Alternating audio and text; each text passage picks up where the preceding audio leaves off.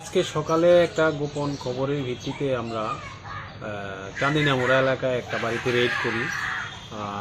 মালিকের নাম হলো অজিত দেব।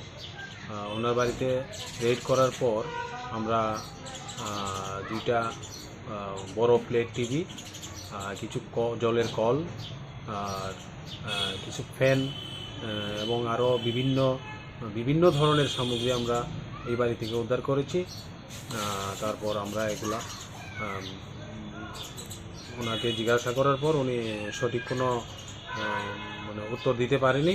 তার জন্য আমরা এগুলা নিয়ে এবং অজিত দেবকে সঙ্গে নিয়ে আমরা থানায় নিয়ে এসেছি।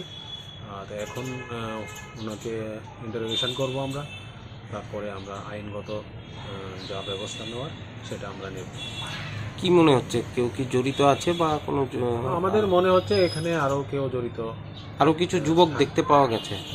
না, ওই যুবকগুলা যারা যেটা দেখেছেন ওরা আজকে আমাদের সন্দেহমূলক আমরা কিছু আরও এনেছি, তো ওদেরকেও জিজ্ঞাসাবাদ চলবে। তারপর যদি আমরা কোনো ফ্লো খুঁজে পাই তাহলে আমরা আইনগত ব্যবস্থা নেব, ওদের বিরুদ্ধে নেব।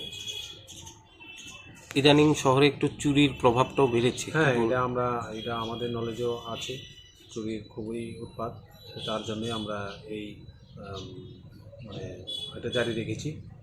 বিভিন্ন জায়গায় আমরা রেকপিট করছি। গতকালকেও আমরা এমন এনেছি।